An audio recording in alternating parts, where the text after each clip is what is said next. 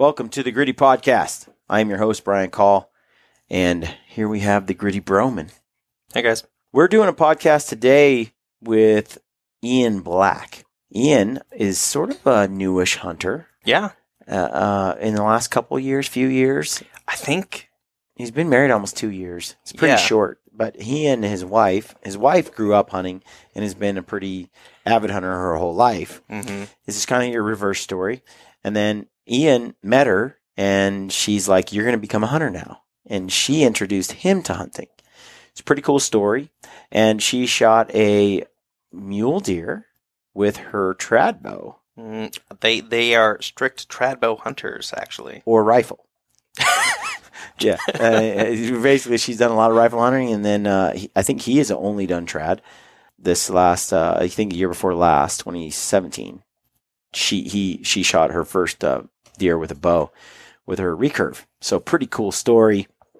And he and I met online.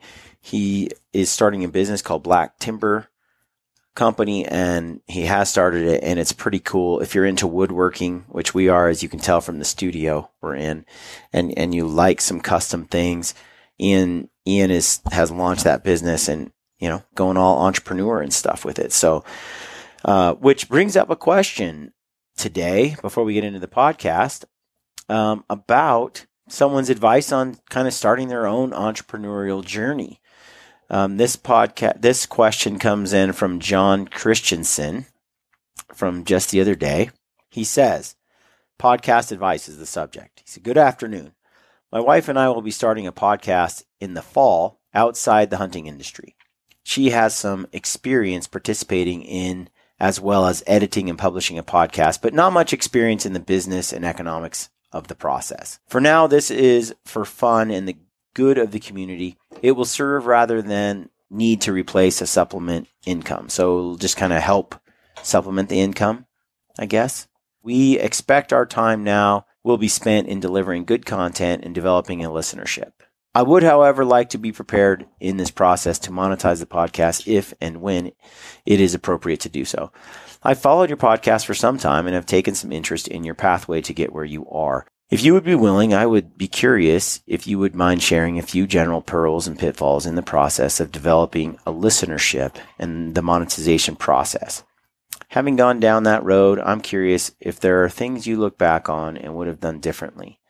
If that is outside the scope of what you would like to share, I understand that as well. I appreciate your time and the content you deliver. Sincerely, John.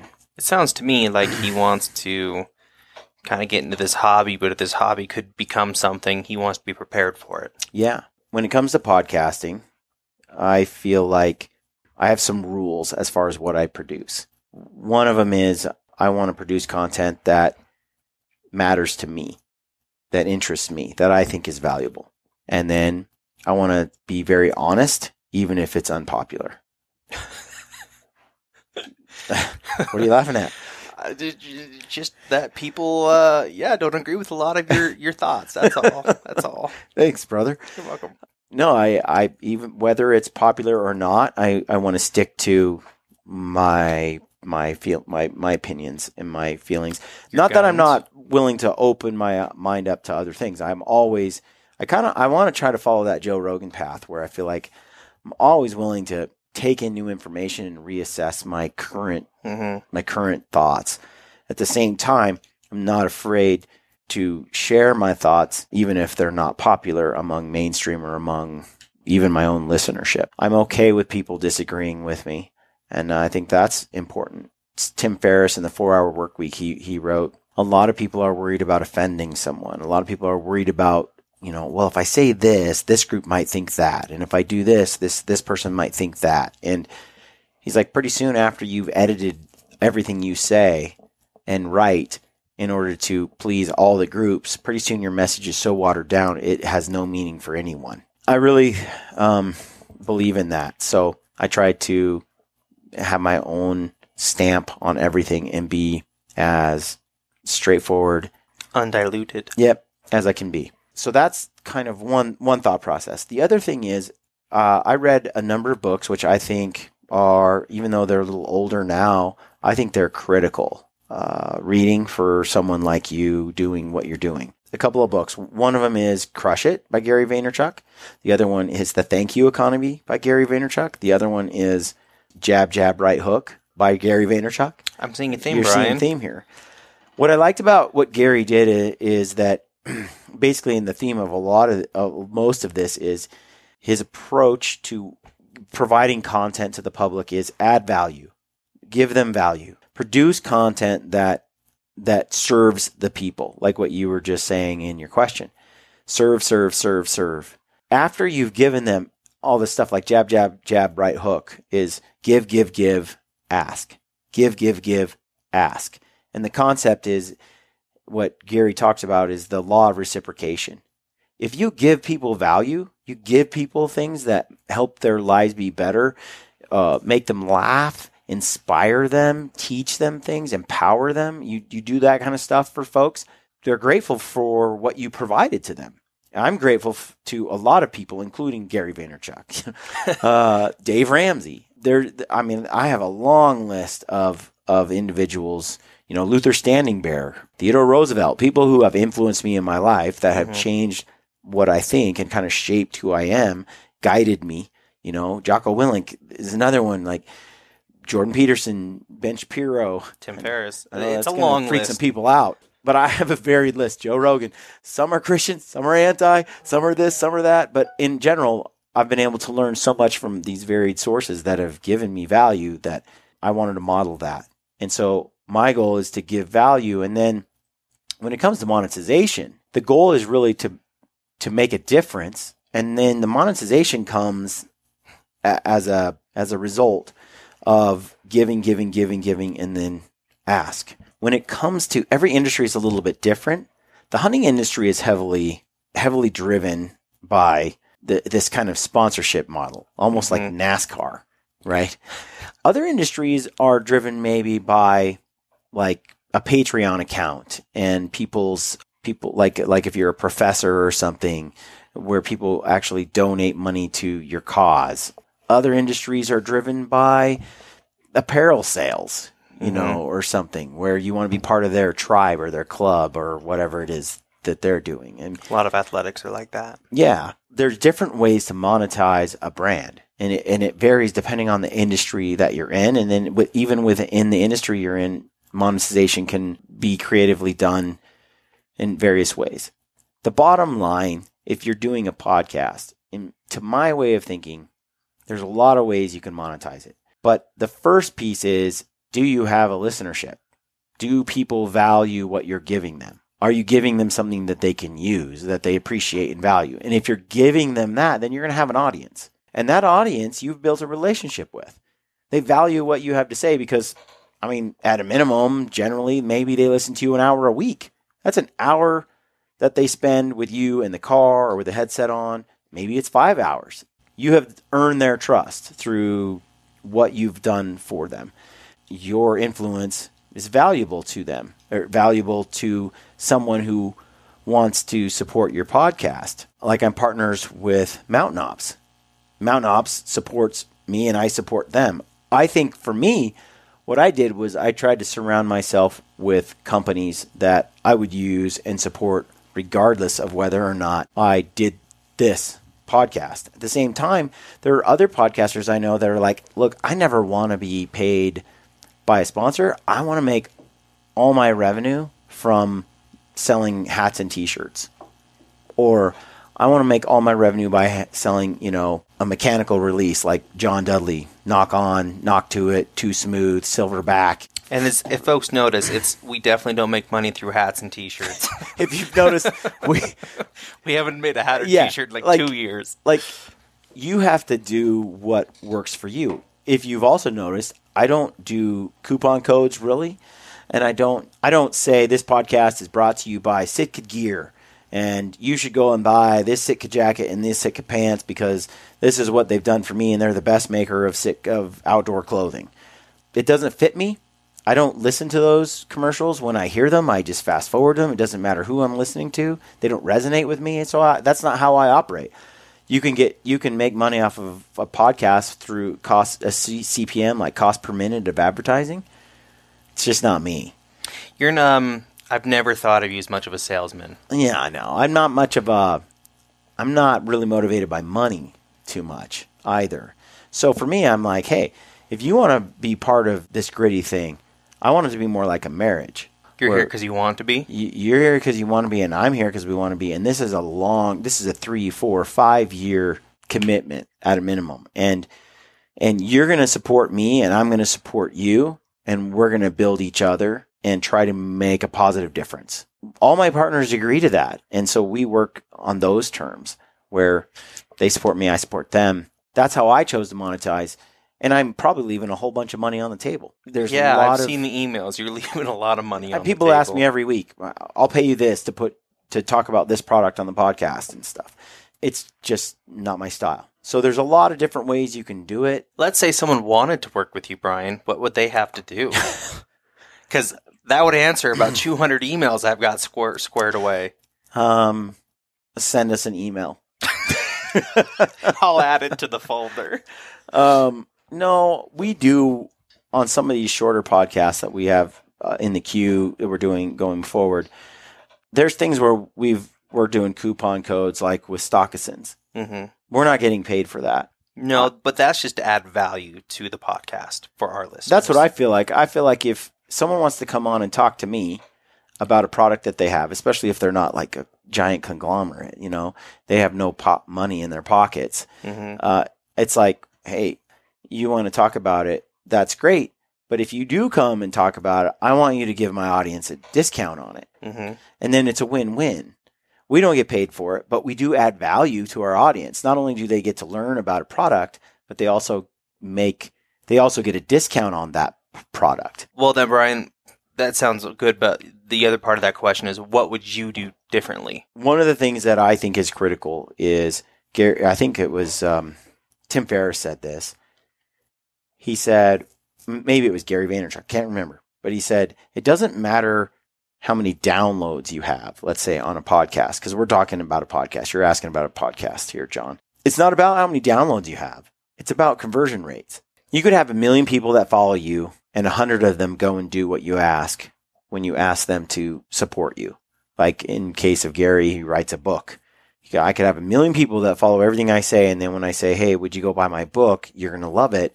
And 100 people do it. Is that more valuable than, let's say, I only have 1,000 people that follow me, and when I ask them to go buy the book, 500 of them do it.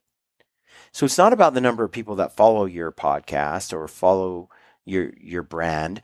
It's about the number of people that actually take action that matters. So I've tried really hard over the years to focus on building a quality relationship with the audience, give them value, and then believe that they stand behind and support what I do in a big way. So when I say, hey, I have a gritty movie night, they come out and buy all the tickets and come to the show. I want to cultivate an audience that it doesn't have to be big, just an audience that values what I do. That's what matters. Something I would have done differently, I would have kept my partners to a minimum. Been extremely selective, and I am now.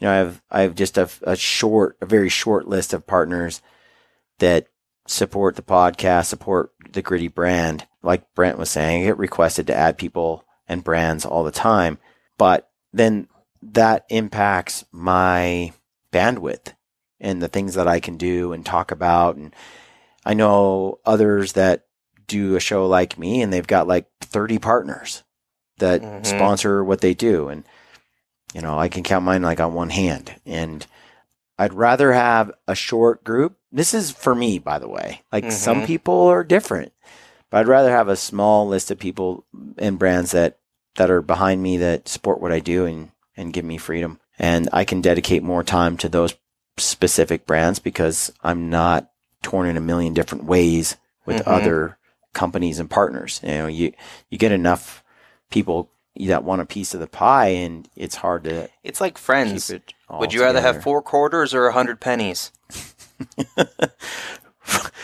Exactly like what Brent said. I got 4 quarters instead of 100 pennies. So anyone that's starting a business, anyone that's getting out there to get after it, doing a podcast. The other thing is you got to grind, man. There's no replacement for work. It just takes time.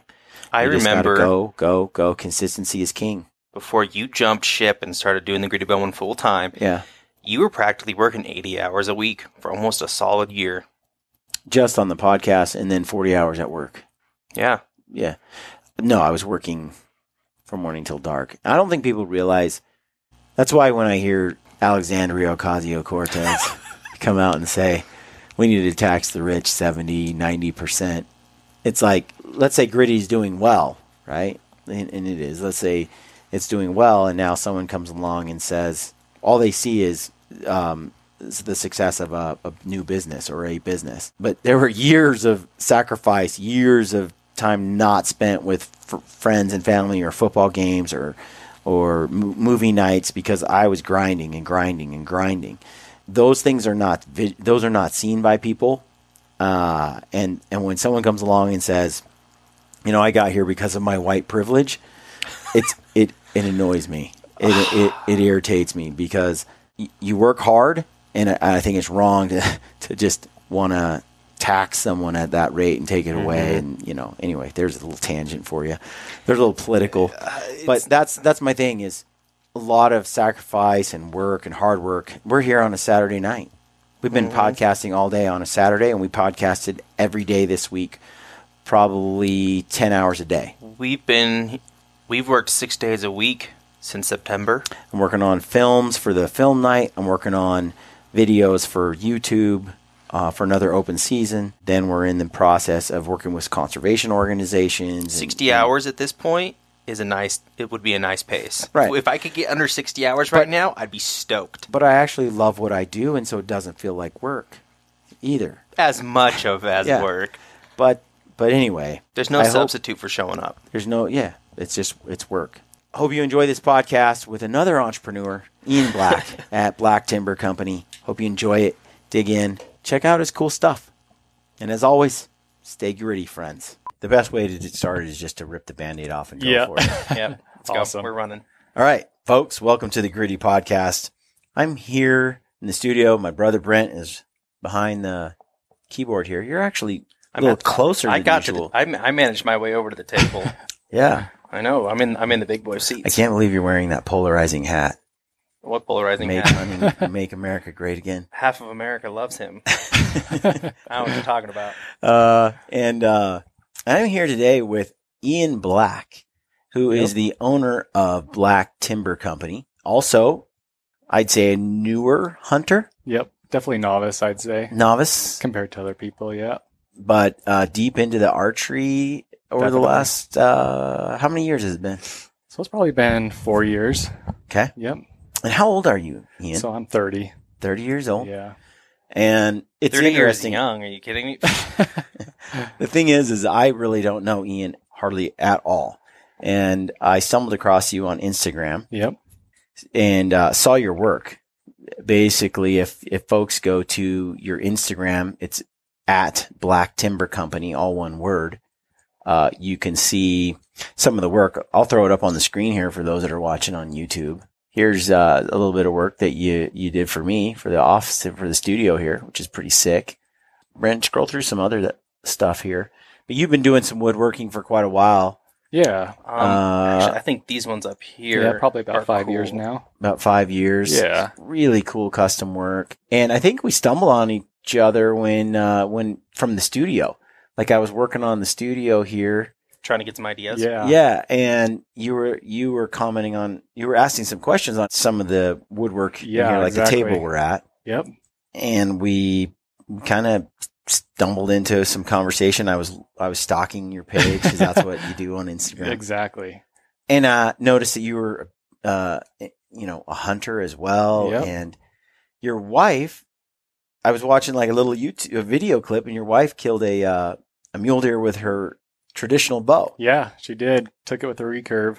I was like, wait a minute. There's a story here. Oh yeah, there's a good story to it. So we just got to hanging out a little bit through social media channels. And I thought, man, I'd like to figure out a little more about Ian Black. I'd like to learn a little more about Black Timber Company. And I want to know about your archery journey. Sweet. And your wife as well. And so we were talking a little bit offline.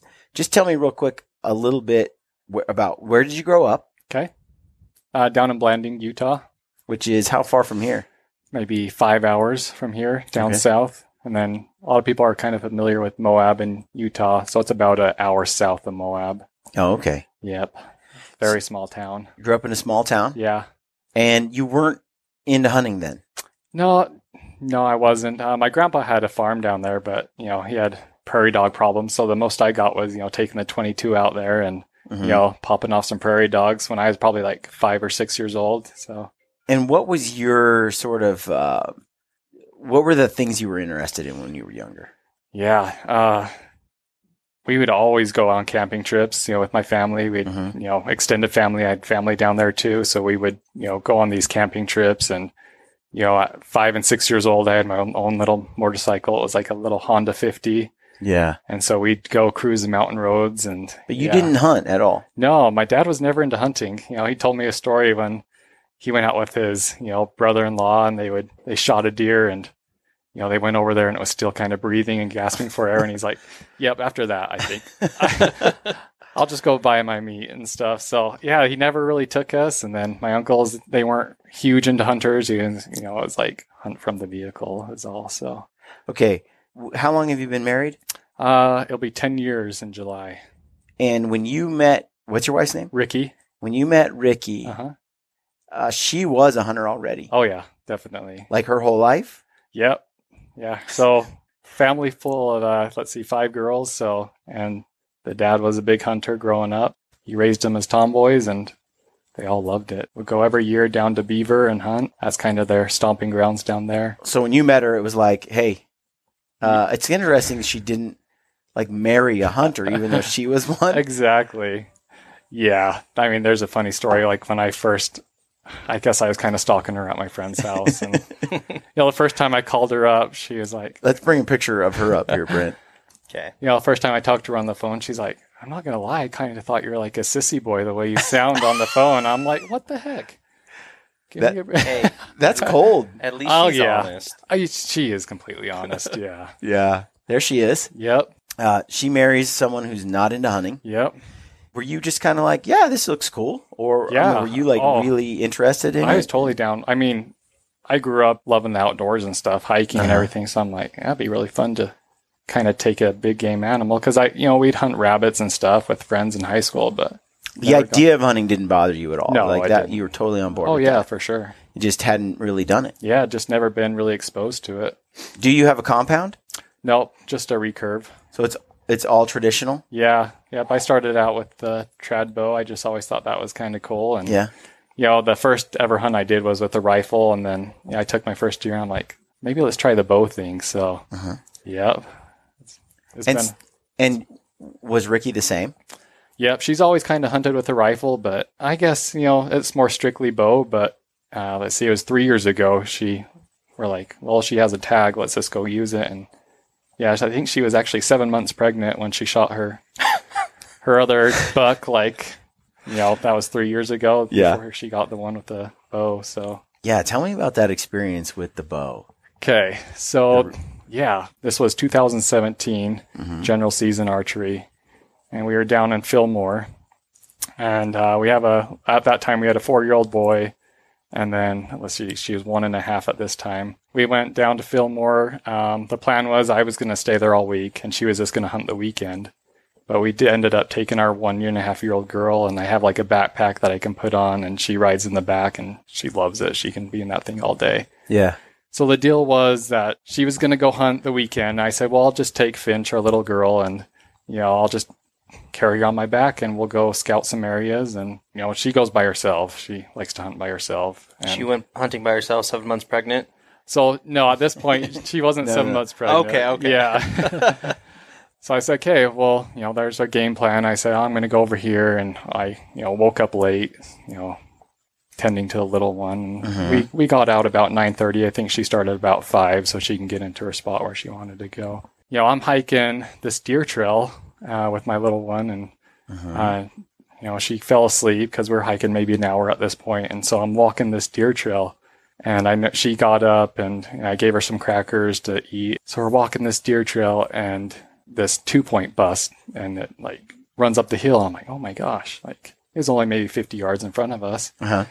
And so I'm starting to get a little quiet, and because I'm thinking, oh, if there's one buck, he's probably with a couple others. And as soon as I take another step, a 3-point busts up, same area, runs up the same spot, and I'm like, holy cow. So at this point, I knock an arrow on my bow. Uh-huh.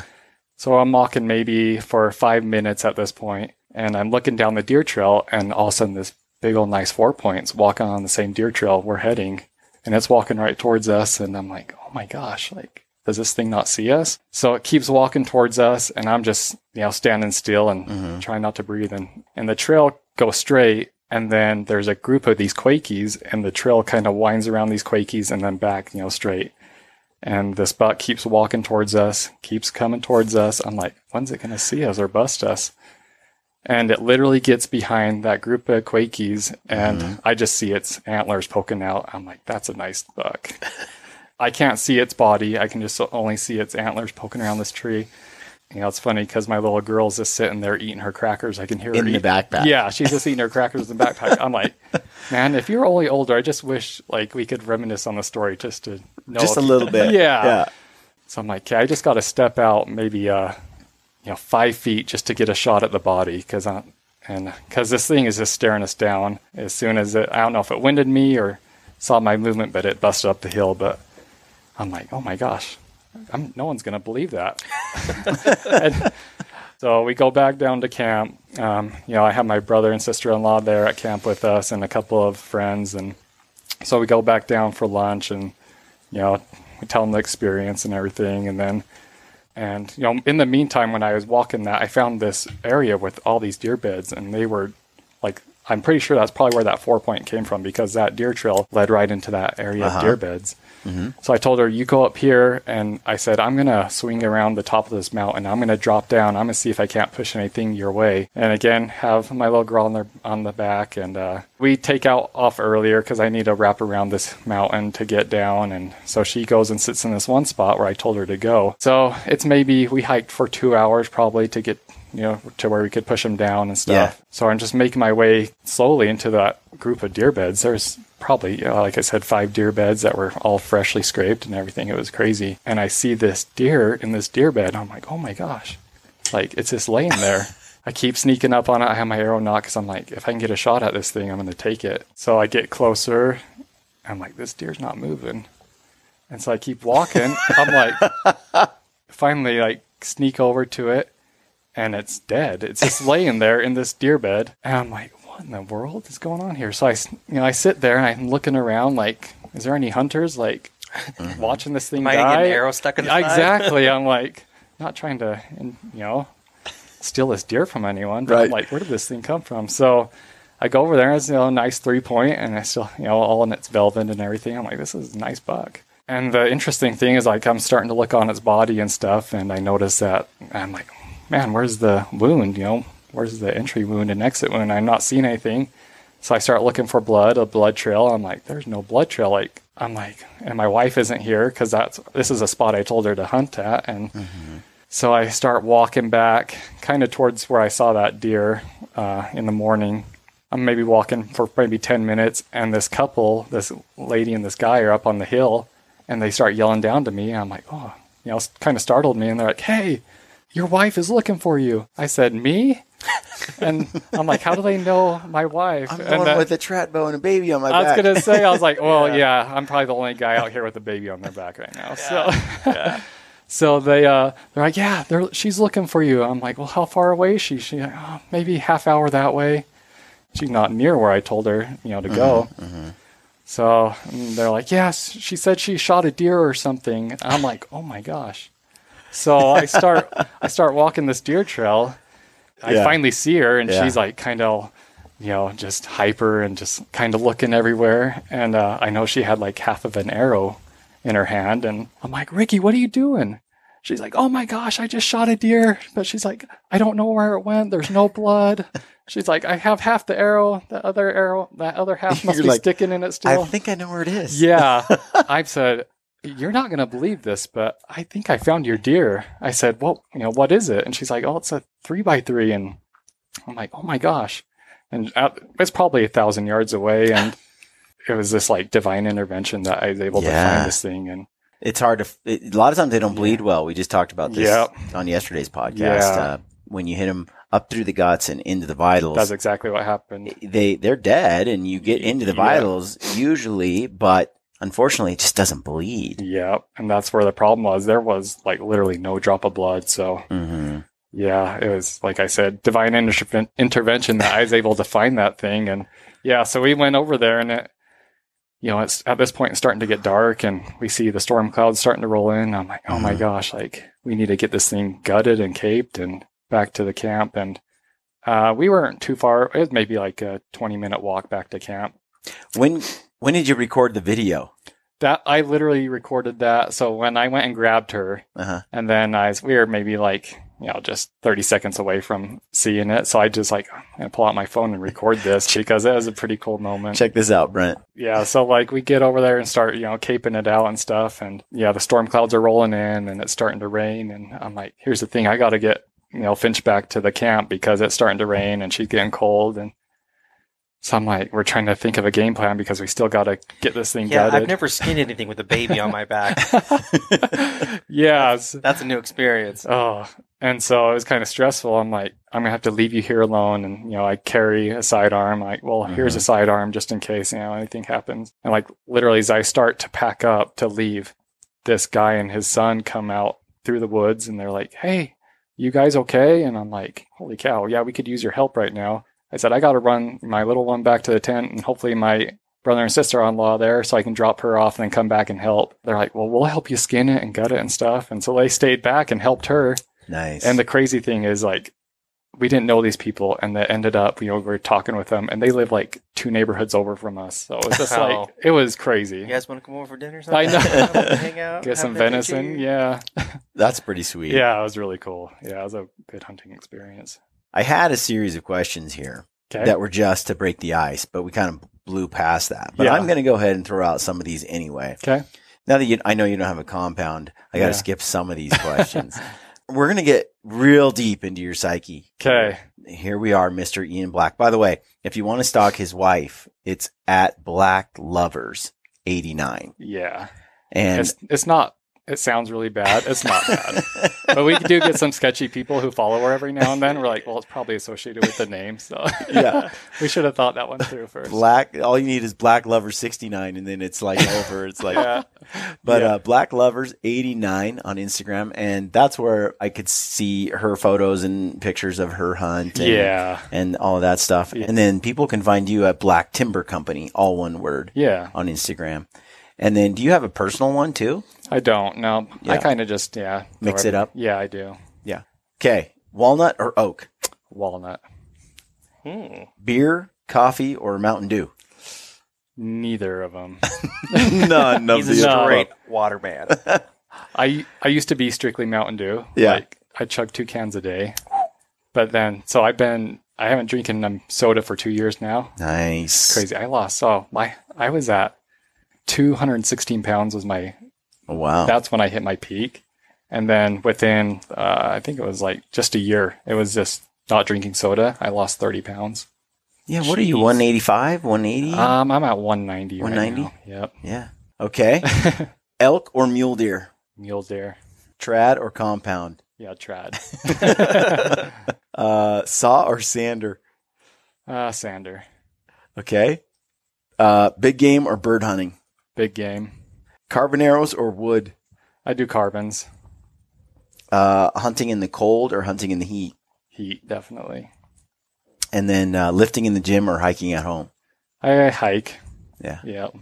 All right. We just assessed everything we need to know about Ian. We just figured out. Yeah, pretty much. Thanks for tuning into the Group Home podcast, guys. You have a good one. Okay, we'll see you. No, seriously, on the Black Timber Company. Yep. How long have you been doing this? And folks that are listening, I can just say you can go out and look at your work. You have a YouTube channel as well. Yeah. That's Black Timber Company on YouTube. You have some DIY stuff on there, some how-to, and then you just have some showcasing of your work. Yeah. I would love to see, because you told me you sort of have transitioned to trying to do Black Timber Company full-time. Yeah. Kind of entrepreneurially, like making the leap. Anytime I see someone do that, love to support what they're doing because, Awesome. you know, it's chasing a dream or a passion is kind Definitely. of a scary move. Oh, yeah. And anybody that can do it and really go for it, I think it's, and especially, you know, usually that leap consists of tapping into someone's creativity. Mm-hmm. You know, the best of what they are comes out in that new endeavor, you know. Yeah, exactly. I think that what you're doing is really neat. So you have Black Timber Company. People can see all the types of woodworking that you do, and it's pretty broad ranging. Oh yeah, it is definitely. But what got you into woodworking, and how long have you been doing it? I mean, is this a family tradition that you're carrying on, or is this something that you Yeah, I wish. just kind of picked up on? Tell us about that. My wife, she used to do, work nights. I was just like, I need something to do to keep me busy at nights because it's either just sit there and watch TV or, find something productive to do. So yeah, I found like there's a local classifieds here called KSL, and I went up and picked up a table saw for like $50. It was like a cheap Craftsman. Cut your fingers off really easy with that one. It's pretty sketchy, but No guards on the front of it. yeah, exactly. You just send the wood through. But yeah, so I picked that up, and we just moved into a house, and we needed a new dining table. And my wife's like, well, how about you just try to build a dining table for us? Right. There's free plans on the internet and stuff where you can... It's a bit of a challenge to lay at someone's feet. Hey, make me a table. Yeah. Yeah, so I'm like, all right, I have nothing else to do at night. So yeah, I just kind of found some free plans online, and at that point I was using mostly like lumber that you get from like your home improvement stores and stuff like that, kind of cheaper lumber. But yeah, I made it and turned out, I thought pretty nice. And she posted it on hers and on her Instagram and Facebook and stuff. And, from there it was like, people were like inquiring more about it. And I was like, yeah, this is kind of fun. And yeah, just kind of took orders as they go, and then doing some custom work. Yeah, now it's mostly like custom work and taking, I do mostly like hardwoods and stuff now, and I'd like to go into more like exotic woods and stuff. But yeah, and then I mostly do furniture and stuff, but like I've kind of gotten into just little odds and ends and just anything I can do to incorporate wood. It's fun. That rustic sliding barn door is pretty sweet looking. Yeah, that was awesome build. That was one of our more recent ones. That was from a guy down here in Mapleton. His his great grandpa and grandpa had this farm, and that wood is actually from their barn. It's like 100-year-old barn wood. Yeah. And that window too came from that same barn, and surprisingly it wasn't cracked or anything. So really. So I took that wood and was able to make him a barn door for his office, and it has a lot of sentimental value to it. So I love it because my whole studio is kind of built with this style to it, and I like the contrast between really custom finished work as well as just old. Oh yeah, all this wood is repurposed wood from actual barns. It is awesome. So I really dig what you're doing, the look of it. Yeah, appreciate it. And so if people want to help Ian launch Black Timber into the stratosphere, how do they contract you for work? Yeah, right now, if you just email me, it's just blacktimbercompany@gmail.com. I'm working actually on a website right now to where I can get, easy, make it easier to interact. Yeah, exactly. Yeah, and I can showcase my work there because, not everyone has Instagram or goes on YouTube and stuff. Right. So, yeah, just working on that website right now. So that should launch here pretty soon. And do you travel then to some places like nearby if someone's in Utah, or does some of it you ship? How does that work? Either way, yep. A lot of it's just here locally in Utah, but I've had inquiries for like people to ship stuff. And I've shipped like cutting boards and stuff to out of state and things like that. Yeah. And so people can come on, they can look at your work on YouTube, they can look at it on Instagram, and then from there, they see things that they like, they can make some inquiries on definitely. what to do. Yeah, Pinterest is a hot thing right now, and so I'll get like, a lot of people, a lot of clients will be like, well, I saw this on Pinterest, can you do this? I'm like, yeah, but let's, I'll work with them and say, well, what other, designs do you want in this? And yeah, honestly, everything's fully customizable to what they want. Have you thought about like a specific custom type item for hunters? Like maybe a bow stand or some sort of pedestal where you can put like a skull mount that's out of wood instead of metal, because a lot of them are metal, you know. Yeah, I've had people hit me up about maybe doing like some base for their taxidermy and stuff like that. Yeah, I have a cousin who's a taxidermist, and so yeah, he's hit me up with, you know, doing some like elk pedestals and stuff like that. So, well, if you're gonna build like something like 100 of them, yeah, you know, and you got some idea, be thinking about it, because we'll push them through the Gritty Podcast for sure. Okay, Yeah, I'll work on it. Get that mind rolling. Anyway, I want to thank you for coming on the podcast. Oh, I appreciate it. I really and do. excited about your next hunting adventure. Yep. I'll be stalking. Okay. I'll be stalking. Hopefully, it's you, Yeah, I hope so. not your wife. Yeah. You know, Yep. it pulls it off this time. Yeah. She's putting food on the table for us. I appreciate that. Yeah. And folks, check out Black Timber Company on Instagram and YouTube, and give Ian a shout. As always, we appreciate you listening to the podcast and following along. All the nice comments you leave us. If you leave us mean ones, we read those too. We don't like them, but we read them. And yep, thanks for tuning in. Stay Okay. gritty. Thanks.